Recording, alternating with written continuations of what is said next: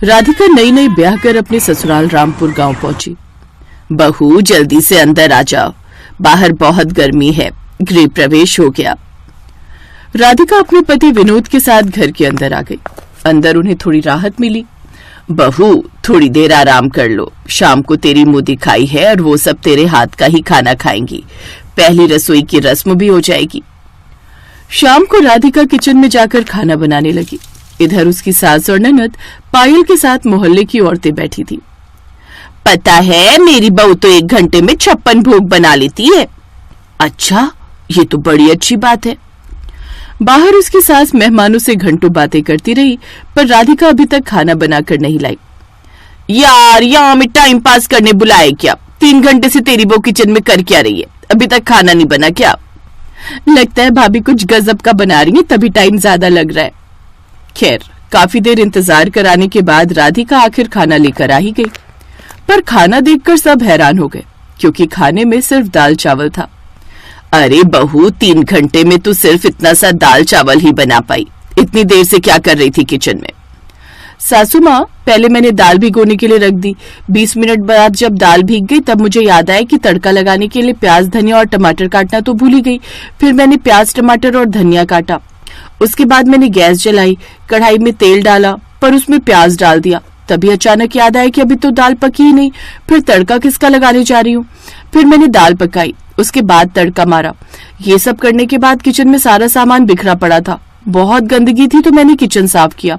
सब कुछ करने के बाद याद आया कि अभी मैंने चावल तो बनाया ही नहीं। फिर बस करो भाभी, वरना आपके बताने में 3 घंटे और लग जाएंगे। उसके बाद सबने खाना खाया। रात में राधिका और विनोद की सुहाग रात थी। राधिका, सुना है आज तुमने सिर्फ दाल चावल बनाने में 3 घंटे लगा दिए। अगर दाल चावल सब्जी पूरी अचार गाजर का हलवा ये सब बनाने को बोल दिया जाए तो कितने हफ्तों का टाइम लगेगा? मेरा मजाक मत उड़ाइए, जैसा मुझे आता है वैसे ही तो बनाऊंगी। अगले दिन जब परिवार के लिए खाना बनाना था तब भी ऐसा ही हुआ। सुबह से राधिका ने खाना बनाना शुरू किया तो दोपहर तक बन पाया। बहू, इतनी देर तक किचन में मत रहा करो, गर्मी बहुत है। बहू, खाना जल्दी जल्दी बनाना सीखो, वरना लोग तो भूखे ही बैठे रहेंगे। भूखे तो बैठे ही हैं माँ, बातें बाद में करना, पहले खाना खा लेते हैं। सभी को बहुत भूख लगी थी, इसलिए सब खाना खाने लगे। ऐसे ही वक्त बीत रहा था। राधिका को खाना बनाने में 2-3 घंटे तो लग ही जाते थे। फिर एक रोज उसकी सास की कुछ सहेलियां और उनके पति दावत पर आए। अरे आइए आइए, स्वागत है आपका। आने में कोई तकलीफ तो नहीं हुई? तकलीफ तो अब भाभी देने वाली है। तू कुछ ज्यादा ही बोलती है, जा अपनी भाभी को खाना बनाने के लिए बोल। पायल ने राधिका को खाना बनाने के लिए बोल दिया। राधिका किचन में गई तो सबसे पहले आलू छीलने लगी। आलू छीलने के बाद उसने गैस जलाकर उस पर कढ़ाई चढ़ा दी और उसमें तेल डाल दिया। हे भगवान, मैंने प्याज और लहसुन तो काटा ही नहीं। फिर प्याज और लहसुन काटने लगी। उसके बाद उसने सब्जी पकने को रख दी और चुपचाप खड़ी हो गई। सब्जी पक जाने के बाद इसके बाद पूरी बनाओ या रोटी? मेहमान आए तो पूरी ही सही रहेगी। ऐसा करते करते 2 घंटे से ज्यादा बीत गए। बाहर उसकी सहेलियां गुस्सा करने लगी। अरे चलो भाग्यवान, इतनी देर में तो हम लोग 4 दावत निपटा देते। सही कह रहे हो, लगता है इन लोगों ने सिर्फ टाइम पास करने के लिए बुलाया था। अरे बैठिए, बस खाना तैयार ही हो गया है। हमें बहुत लेट हो गया, दूसरी जगह भी जाना है। दोबारा दावत पर बुलाना तो किसी रेस्टोरेंट में बुलाना, घर पर नहीं। इतना बोलकर सारे मेहमान चले गए। तुम जाकर बहू को देखो। हाँ माँ, तब तक मैं जरा अपने दोस्त से मिलकर आता हूँ नुक्कड़ पे। उसकी सास किचन में गई तो देखा सारा सामान इधर उधर बिखरा पड़ा था। बहू, तेरी वजह से आज हमारे मेहमान नाराज होकर लौट गए। तू आज दोबारा मेरे सामने खाना बना। देखती हूँ तू आखिर खाना बनाती कैसे है कि 3-4 घंटे लग जाते हैं। ठीक है सासू माँ। राधिका ने अपनी सास के सामने खाना बनाना शुरू किया। थोड़ी देर में वो सब समझ गई। बस कर बहू, मैं सब समझ गई। तू कोई भी काम ठीक ढंग से अनुशासन के साथ नहीं करती, इसीलिए तुझे इतना वक्त लग जाता है। मैं कुछ समझी नहीं सासू माँ, आप बताइए ना, मैं ऐसा क्या करूँ कि ढेर सारा खाना कुछ ही समय में बन जाए? देख, सबसे पहले तो तुझे जो भी बनाना हो वो एक कागज पर लिख ले, जैसे सब्जी, पूरी, हलवा या जो भी बनाना है। उसके बाद उसमें इस्तेमाल होने वाले सभी मसाले और बाकी सामान की भी लिस्ट बना ले, जैसे प्याज, टमाटर, शिमला मिर्च, नमक, ये सब। और लास्ट में ये जरूर लिखना कि किस काम के बाद कौन सा काम करना है। फिर पढ़ पढ़ के एक एक लाइन से सारे काम करती जा। कुछ दिनों बाद जब ये सब आदत में आ जाएगा तो लिखने की जरूरत नहीं पड़ेगी। वाह सासू माँ, इससे काम तो बहुत आसान हो जाएगा। अगले दिन से ही उसने ऐसा करना शुरू कर दिया। अब वो 4 घंटे का काम 2 घंटे में करने लगी। करीब 1 हफ्ते तक ऐसा करने के बाद, बहू आज तू बनाएगी शाही पनीर, पुलाव और पूरी। ठीक है सासू माँ। राधिका ने जल्दी जल्दी सारी सामग्री बनाने का सारा तरीका लिखा। फिर उसने सारे मसाले, प्याज, लहसुन ये सब काट कर अपने सामने रख लिया। चावल भी धो लिए। अब एक चूल्हे पर उसने शाही पनीर पकने को रख दिया, दूसरे पर पुलाव। बाकी समय में आटा गूंथने लगी। पुलाव जल्दी पक गया, इसलिए उसके बाद उसने पूरियां बनानी शुरू कर दी। इस तरह आधे घंटे के अंदर सारा खाना बनकर तैयार हो गया। पूरा परिवार हैरान भी हुआ और खुश भी। माँ, आपने तो कमाल करवा दी अपनी बहू से। मैंने तो सिर्फ तरीका बताया, मेहनत तो इसने खुद की है। शाबाश बहू। थैंक यू सासू माँ। सबने एक साथ खाना खाया। अब वो सिर्फ 20-25 मिनट में खाना बना लेती थी। ऐसे ही सब कुछ अच्छा चल रहा था। एक रोज उसकी सास के पेट में दर्द इतना उठा कि अस्पताल में भर्ती करना पड़ा। इनके पेट में पथरी है, अभी तो दर्द की दवा दे दी है, जल्दी इनका ऑपरेशन करवा लो वरना कुछ भी हो सकता है। 5 लाख का खर्चा आएगा। खैर, विनोद अपनी माँ को घर तो ले आया, पर माँ के ऑपरेशन को लेकर परेशान था। आप परेशान मत हो, कहीं न कहीं से पैसों का इंतजाम हो जाएगा। अगले दिन मोहल्ले में भीड़ लग गई। राधिका, विनोद और पायल भी वहाँ पहुँच गए। खन्ना रेस्टोरेंट की तरफ से 2 दिन बाद इस मोहल्ले में किचन कंपटीशन होने वाला है। जो महिला 5 मिनट में खाना बना लेगी उसे 10 लाख का इनाम मिलेगा और खन्ना साहब के रेस्टोरेंट में काम करने का भी मौका मिलेगा। अगर उन्हें काम पसंद आया तो जिसे भाग लेना है अपने अपने नाम लिखवा दो। राधिका ने भी नाम लिखवा दिया। रात को, बहू 5 मिनट में मैगी के अलावा क्या बन सकता है? सासू माँ, आपका ही तरीका यूज करके मैं 5 मिनट में कमाल कर दूंगी। अगर मैं जीत गई तो आपका ऑपरेशन हो जाएगा। ये मैं आपके लिए कर रही हूँ। कंपटीशन के कुछ देर पहले राधिका ने सारे मसाले, 8 अलग अलग तरह की सब्जियां, चिकन, मटन सब पहले से ही तैयार कर लिया। सब कुछ थोड़ा ही थोड़ा था। कंपटीशन शुरू हुआ। राधिका ने मशीन की रफ्तार से चूल्हों पर सब कुछ पकने के लिए रख दिया। सारे मसाले भी डाल दिए, जिससे 5 मिनट में 10 तरह की सब्जियां बनकर तैयार हो गईं, जिसमें वेज नॉन वेज दोनों था। बाकी औरतों ने मैगी बनाई थी। तो दोस्तों, आज की विनर है राधिका जी, जिन्हें मिलता है 10 लाख का नगद इनाम।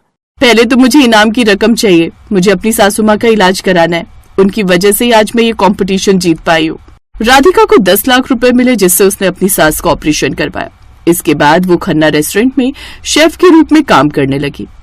एक रोज घर में जो कभी 4-4 घंटे में खाना बनाया करती थी, वो आज इतनी बड़ी शेफ बन गई।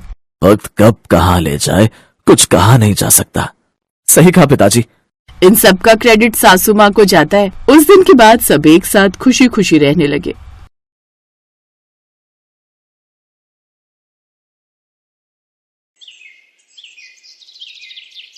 अरे, खाना बना रही थी या बीरबल की खिचड़ी जो तुझे इतना समय लग गया?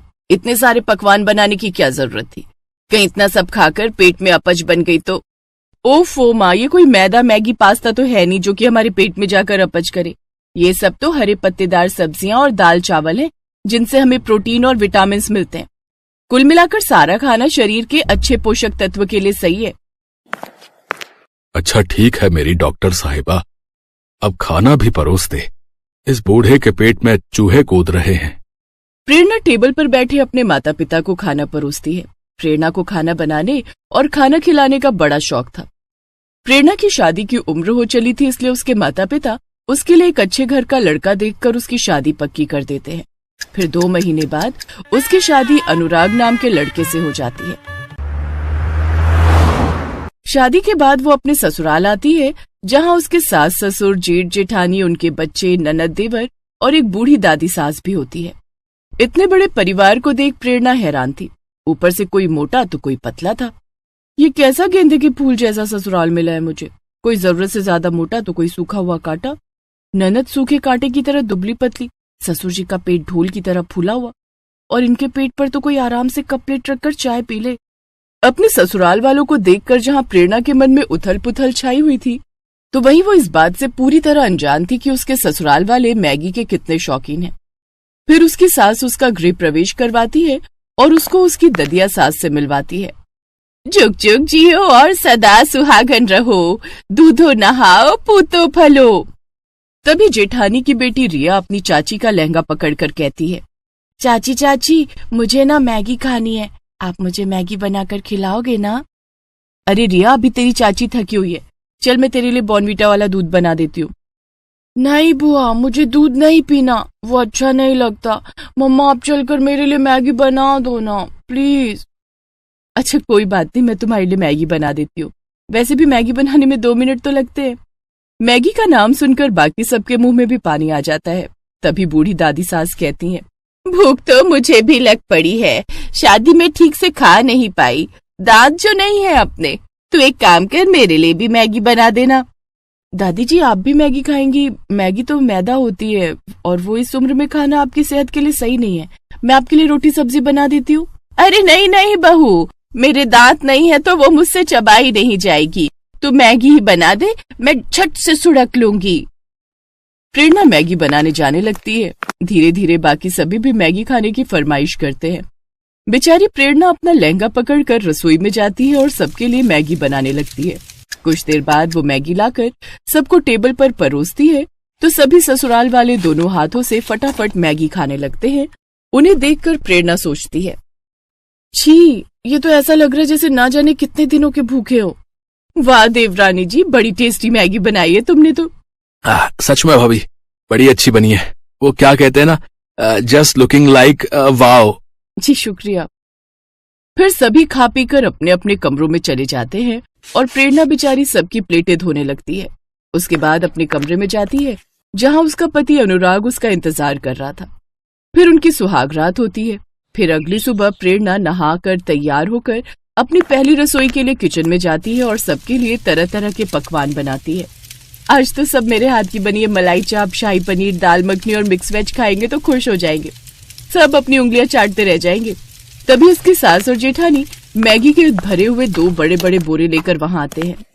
अरे बहू, ये तला भुना क्या बना डाला, ये सब कोई नहीं खाएगा। लेकिन माँ जी, ये सब पकवान मैंने आप सबके लिए बनाए हैं। उसे कोई नहीं खाएगा, यहाँ सब मैगी खाते हैं। लेकिन कल रात सबने वही तो खाई थी। अरे उसे खाना नहीं, चखना कहते हैं। हमारे यहाँ तो हर रोज 1000 मैगी बनती है, तभी हम सबका पेट भरता है। 1000 मैगी के नाम से तो प्रेरणा को चक्कर आने लगते हैं। हे भगवान, ये लोग इंसान है या राक्षस? खैर मुझे क्या, मेरे लिए तो आसानी है, झट से पानी उबालो, मैगी डालो, बस फिर बन गई मैगी। ऐसा करो, आज तुम प्याज के तड़के वाली मैगी, सूखी मैगी, तरी वाली मैगी, मसाले वाली मैगी और मीठी मैगी बना लो। भैंस की पूंछ, 5 तरह की मैगी खाकर ये कौन सा शक्तिमान बन जाएंगे, पपसी कहीं के। और वो जल्दी जल्दी अलग अलग चूल्हों पर मैगी के पतीले रखती है। बाहर सभी बार बार घड़ी की तरफ देख रहे थे। कुछ देर बाद वो सबको 1000 पैकेट की बनाई हुई मैगी परोसती है। साथ ही अपने बनाए हुए पकवान भी रखती है। लेकिन उसके पकवान कोई नहीं खाता। सब मैगी पर टूट पड़ते हैं और कुछ ही देर में 5 पतीले चाट जाते हैं। फिर सब अपने कमरे में आराम करने चले जाते हैं और बेचारी प्रेरणा सारे बर्तन और रसोई की सफाई में लग जाती है। इसी तरह अगले दिन भी उसके सभी भुक्खड़ ससुराल वाले उससे मैगी बनाने के लिए कहते हैं। भाभी, आज न जरा चटपटी मैगी बना देना। हाँ, कल नमक मिर्च थोड़ा कम था। ठीक है ननद जी, वैसे आप दोनों भी चलिए ना मेरी मदद के लिए।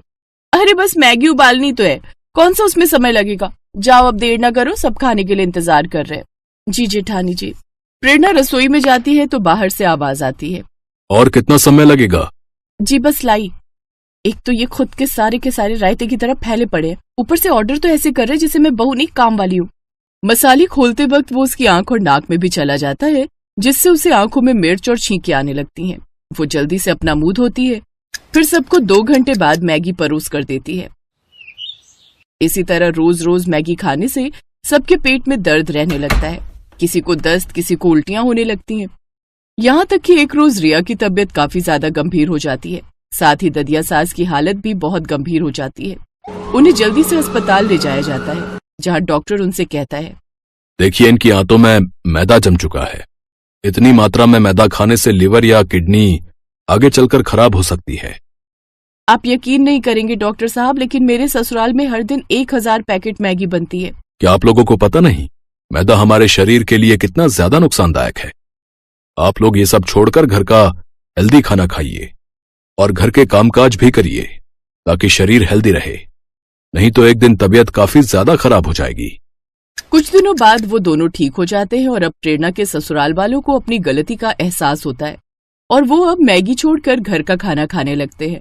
साथ ही अब घर के बाकी सब लोग भी प्रेरणा की मदद करते।